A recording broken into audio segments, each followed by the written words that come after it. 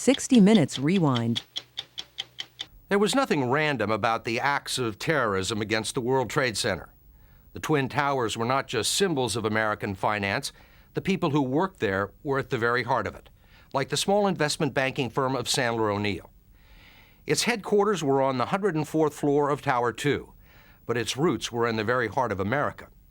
Its business was providing financial expertise and services to small and medium-sized banks and savings and loans all across the country. They had friends in places like Wayne, New Jersey, Sioux City, Iowa, and Santa Barbara, California. Of Sandler O'Neill's 171 employees, 83 reported for work at the World Trade Center on the morning of September 11th. Only 17 made it out alive. For the people of Sandler O'Neill, continuing their business is every bit as important and symbolic as the act that almost ended it.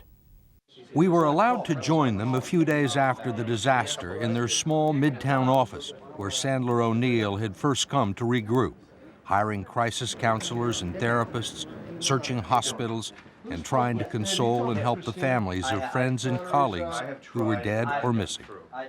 Hey, Billy. Bill Hickey. How you doing, buddy? Hey, I just wanted to say hello and see if I could do anything for you, buddy. The bankers and brokers and analysts had all worked the phones before, but never in a situation like this. It's going to be hard for all of us, Billy, but man, you got to let me know if there's anything at all I can do for you, man. But they couldn't give people the two things they wanted to hear: good news or hard information. I've already touched base today with Wright, Clark, Edwards, Collins, Wisnowski, and Brett. Okay? The names and the families went on and on. Partners, assistants, researchers, clerks, rainmakers, and number crunchers.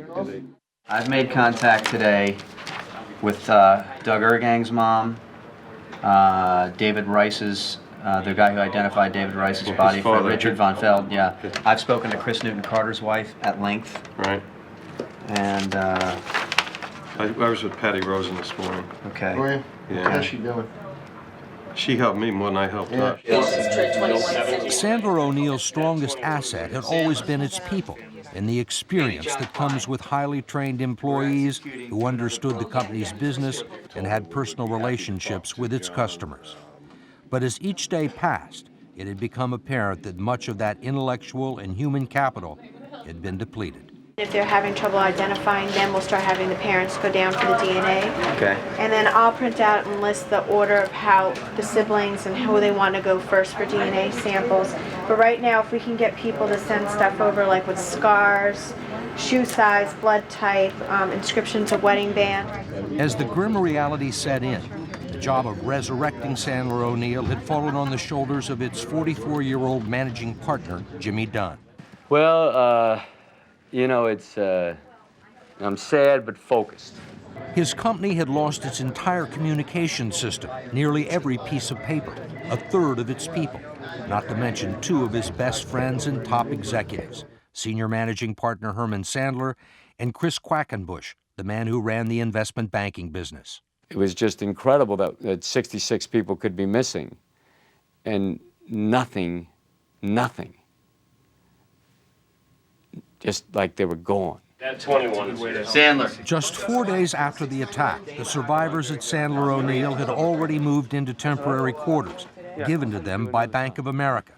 Brokerage houses and investment banks, competitors in what had been the cutthroat world of Wall Street finance, offered equipment, people, and services, whatever Sandler O'Neill needed to stay alive. And so we're here and we're doing business. By Monday morning, with the market set to reopen, they were moved in and ready to go, in spite of the fact that most of their stock traders were among the missing. Terry Maltese, who had run another division of the company, moved in and took charge. This has been a horrible week, as everybody knows. And it's amazing what's happened, and it's amazing everything we've had to do, and I'm very proud of everything we have done here. I'm more sad about everything we've lost and that we had to do this. Talking to the families was the worst thing. We've got a lot of distraught families, a lot of people that are very upset.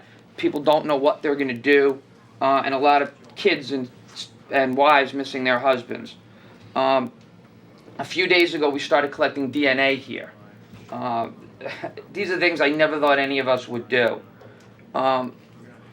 We've done them. We're going to continue to do every single thing we can do for the families for as long as it takes.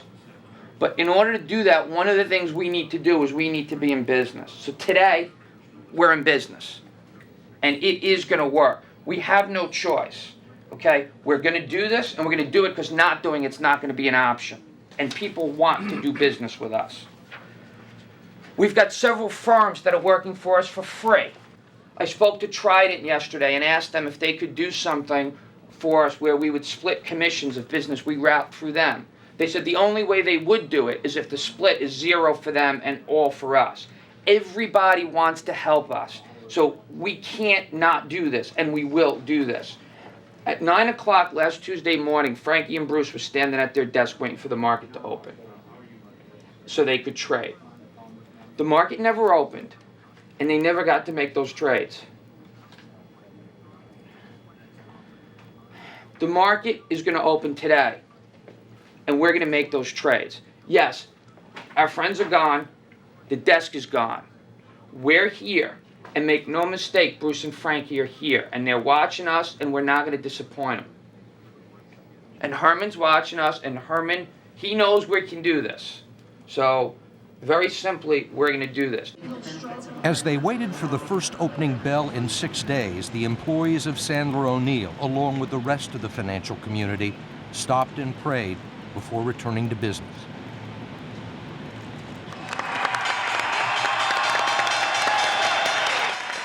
All right, we're open. They quickly discovered that there were lots of things that needed to be worked out. We gotta find out why these phones aren't working.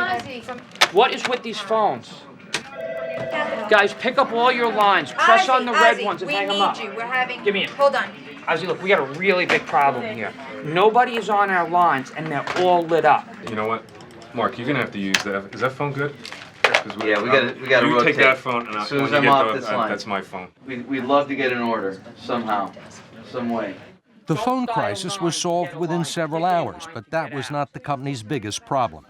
There was a rumor afoot on Wall Street mistakenly reported that Sandler O'Neill had suspended operations. So Jimmy Dunn, who had never done an interview before, went live on CNBC to let his clients and the financial community know that Sandler O'Neill was up and running and here to stay. We don't, write songs. We don't write novels. We're Wall Street people. We're going to respond as we know how. And respond they did. The attack had not only wiped out most of the firm's computer system, the 2 people in the technology support division who would have known how to fix it were among the missing. We have no record of the deals that we've done this year. Who the hell knows who it's going to be? Too. But does he have it? Does he have it? I don't know what records. So a group of programmers and software specialists who worked for an old college roommate of Jimmy Dunn's drove all night from Chicago to pitch in and got most of the system up before the markets reopened. But no one from the outside could help the shell-shocked employees of Sandler O'Neill with their grief. The funeral was... I know. Brutal? It was brutal. I talked to his grandmother, and she was reliving all the stories and started crying, I understand. What are you going to do? We're going to get through it. That's what we're going to do. Across the front of the office, on spreadsheets normally used to report sales and earnings, was a long list of funerals, wakes, and memorial services. And Jimmy Dunn was determined that there would be Sandler O'Neill partners at all of them. Oh, God. My best friend's on Saturday, and a guy that we were in the same summer house with 20 years ago for 6 years is the same day, same time. And then a great friend of mine's that morning, so I'll be at both of those, and Herman's is on Monday, so yeah. I will miss him every day for the rest of my life. The services have been heartrending, exhausting, and relentless in their sheer numbers. 2 and 3 a day, well into the month of October. The battered firm is pledged to continue paying the salaries of its lost employees, at least through the end of the year, plus bonuses and family benefits until 2006.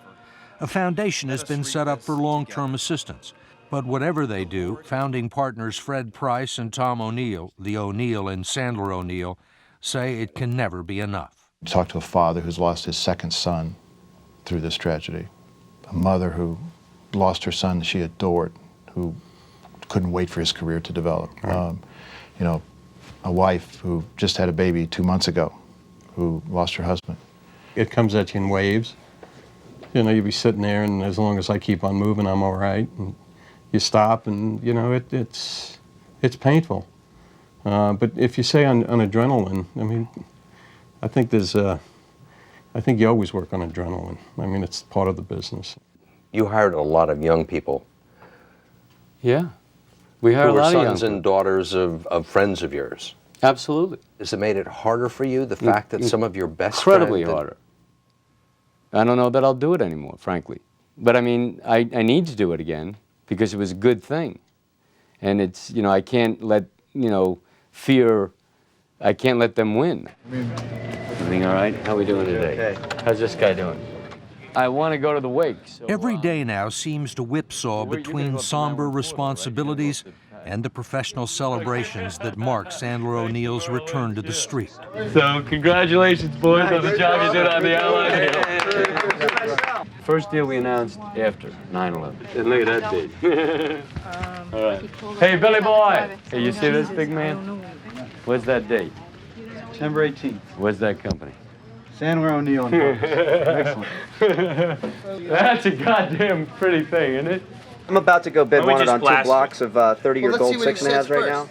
They are doing some deals, holding on to their clients, and feeling confident enough to shop for permanent office space, rebuilding a company they built from scratch 13 years ago. We're going to need long-term quarters, and you know, Herman Sandler was a superb real estate guy, and this, you know, would not have been something that I would have known much about or been able to do very good at. But that's changed now. Okay, we have in the firm. We had 170 people. We're gonna be about 100, and we're gonna grow. Okay. Stock's a little better. It's green. Green. I've not seen any of that. Got a couple greens. That's encouraging. If I didn't know, and I just walked in here, I would have thought that you had been in these offices forever. Well, that's, you know, we're like, you know, to me, I feel like we're at war. I mean, they attacked the United States of America.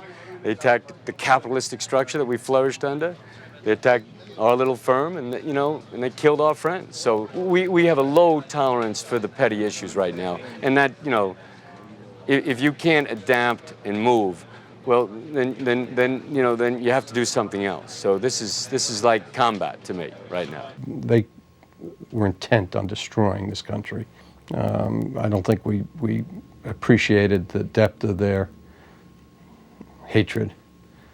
But I think for every percentage that we might have underestimated them, I think they very much underestimated us.